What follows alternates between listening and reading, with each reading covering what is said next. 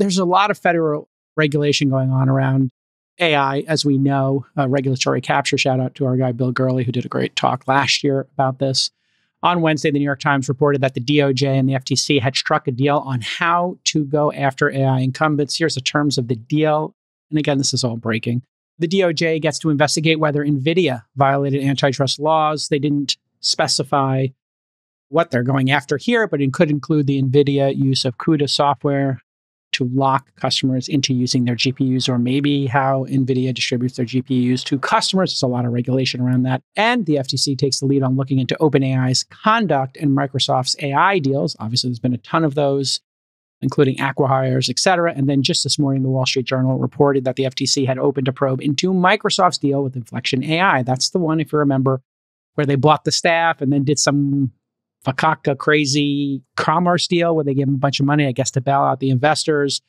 And that one is as conflicted up and down as you could possibly imagine.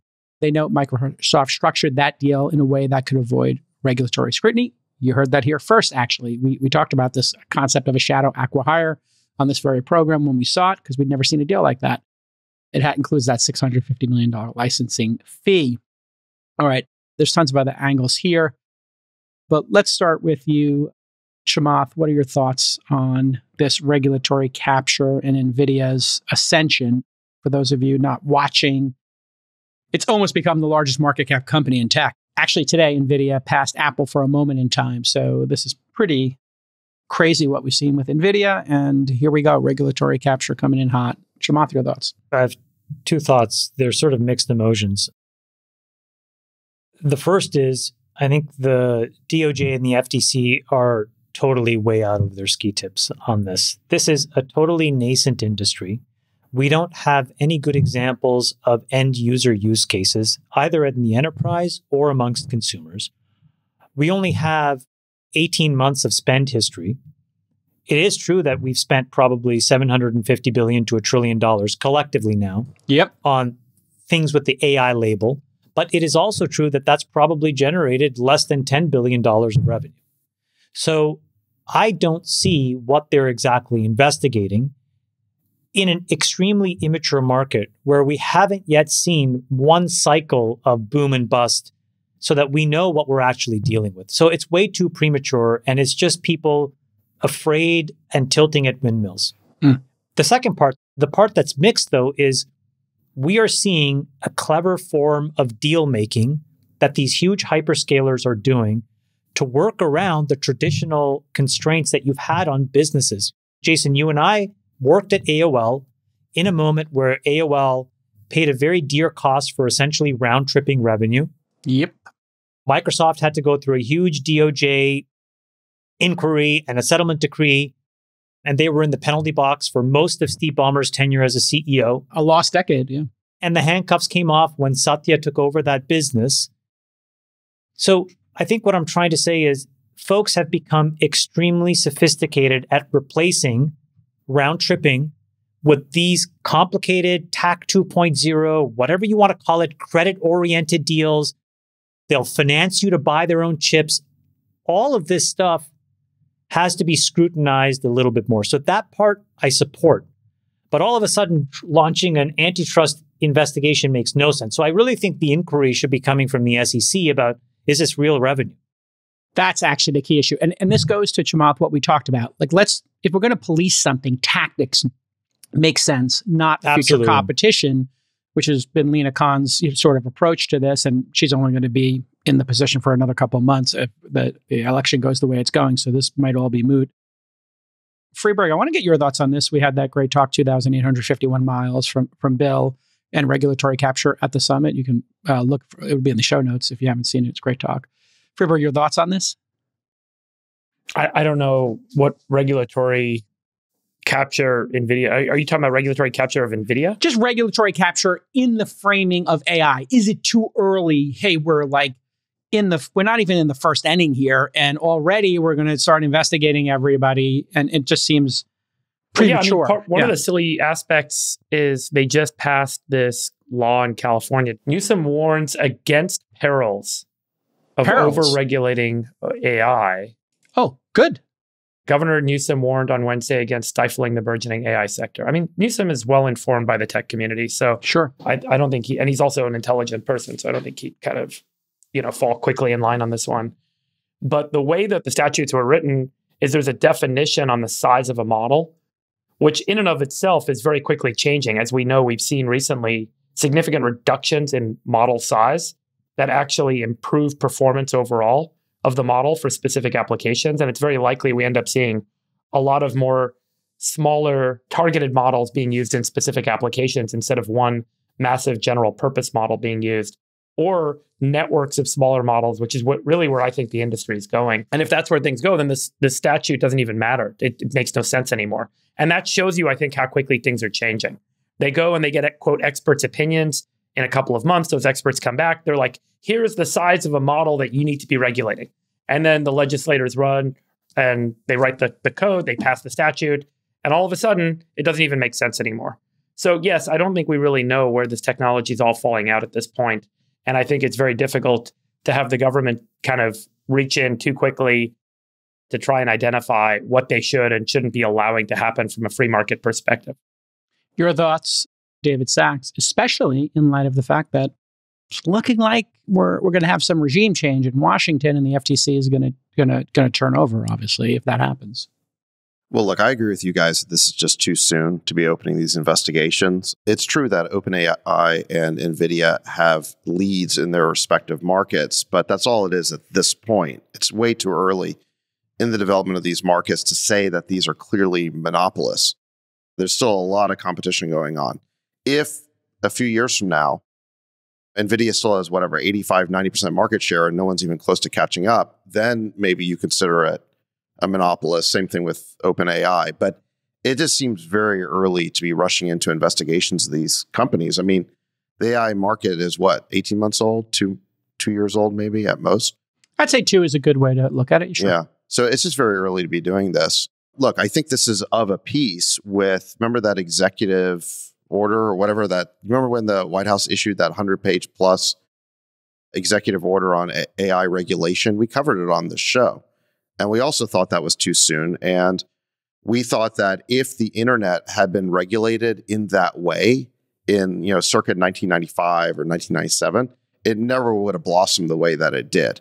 You want to give these markets some time to play out before you bring down the heavy hand of regulation on them. So it just seems to me like the administration is getting carried away here with this desire to regulate this new space. And I mean, frankly, it's of a piece with I would say an innovation hostile agenda. You also have the attacks on crypto. You just had Biden veto a bill that would have finally given crypto a regulatory framework in the US. It passed with 60 votes in the Senate, including Democrats like Chuck Schumer, and it still wasn't good enough. And it was based on a framework, I think, that came from the SEC. Yeah. But Biden is basically in the Elizabeth Warren camp that he's going to give no quarter to crypto. So you've got hostility to AI. You've got hostility to crypto. You've got hostility to M&A. No one can get an M&A deal through right now. You put all these things together, plus you've got hostility to options as compensation in terms of the 25% unrealized gains tax. You add up all these things, and again, I think this is an agenda that does not benefit Silicon Valley at all. Well, and if you want to understand why people are coming to your fundraiser tonight, if you put all this together, it doesn't take a genius to figure out that if you're a venture capitalist or an entrepreneur and you want to see M&A and you want to see entrepreneurship and you want to see your companies thrive and you want to see your employees get rich and have options, Biden is basically handing the election to Trump. It's like he's doing everything he can to basically alienate Silicon Valley. And capitalism. And you're exactly right. And innovation. I wouldn't even say it's Silicon Valley. It's like if you're going to go and build things that are at the bleeding edge, the government used to be the most critical supporter of that, right? If you think about space or defense, these were areas, the internet itself, the government was the partner of private industry to make sure that there was no regulation and that really forward-looking innovation could happen. That should be their role. And this speaks to this decel versus acceleration movement that we see here in Silicon Valley. And this is what we see in Texas, Florida, UAE, Riyadh, Doha. There are places in the world, Singapore, where people are accelerating innovation. And this is what humans want, not just entrepreneurs, not just venture capitalists. All of us want to see an acceleration of innovation. Everybody wants to see prosperity.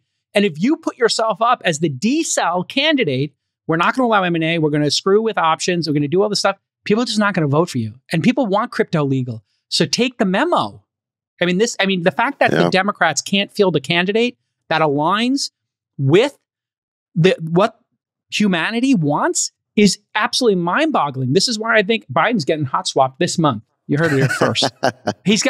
Gavin is going to be running for president. It's going to be Trump and Gavin. They are hot swapping Biden after this first debate. Biden is going to get demolished by Trump in the debate. It's going to be elder abuse. He's getting wiped out and hot swapped. You heard it here first. Well, there's a lot of conspiracy theorists online who agree with you. A lot of tinfoil hat speculation that he's going to get switcherooed. Hot swap. But look, I think you make the correct point, which is, I didn't really think about it this way, but you're right. Biden is the decel candidate. And nobody wants that. Also, Trump has shown a learning curve where he recently has been saying positive things about crypto. Yep. And he's always, I think, been more pro-economic growth. He was a real estate developer from the private sector. He actually understands the economy.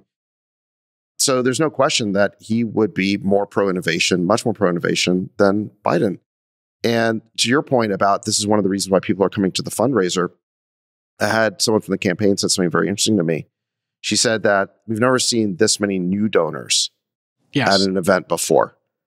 So we're turning out the new donors for this reason. Yes. And, we're not going to be intimidated by people calling us names. It's like, look, in any normal election, people in an industry would vote for the candidate who they see as most aligned with what is good for them, their families, Sachs, their industry. If you made a list, let's just make the list here right now.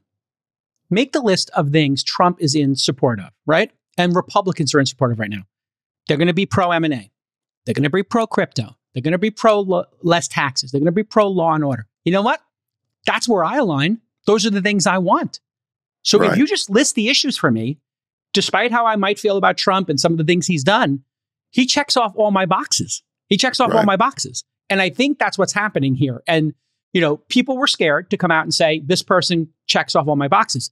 The Democrats need to realize they're out of sync with America. They're out of sync with powerful people in America, especially the donor base. They're the decel candidate party now. And they just have to flip this thinking. They're going to get demolished. It is going to be a landslide at this point. People want jobs and prosperity. From your lips to God's ears. Do the hot swap. I don't really have a lot more to say. I think you make a great point. Take the win. And crypto is such an obvious win. And you know what? Trump's anti-EV right now, he's been wailing on EVs. I guarantee you that's the next thing. I bet you next week he comes out. Next week, within the next 2 weeks, here's my prediction. Trump says, you know what? EV is not so bad. Remember he's been saying EVs, nobody wants these things, we're subsidizing them. I bet you next week or maybe in 30 days, I'm making a prediction here. You bank the prediction. In 30 days, Trump comes out magically in support of EVs. Well, I just think that his point is that people shouldn't be forced to buy EVs. Right. I don't think he's against them per se. I think he's against people being forced. Look, I think that what the new administration, hopefully, or what Trump should propose is effectively a modus vivendi with big tech, where the point is that if you stop censoring our people, if you stop censoring conservatives, if you restore the civil liberties of the average American to say what they want online, to basically bank online, to stop essentially deplatforming and censoring people, then we will let you innovate, we'll let you do M&A, we'll let you get back to business. That basically is the basis for a peace agreement between big tech and the Republican Party. Yeah. And by the way, I'd say in the next 30 to 60 days, you're going to see 10 incredibly high-profile people come out in support of Trump if Biden isn't swapped out. And when I say high-profile, I have the inside line on this. Extremely high-profile people, not just Doug Leone, not just David Sachs and Chamath Palihapitiya. It is going to be about 10 high-profile people who are much higher profile, respectfully, than Chamath and Sachs and Doug Leone. So just wait for it, folks. You cannot be a decelerist in this world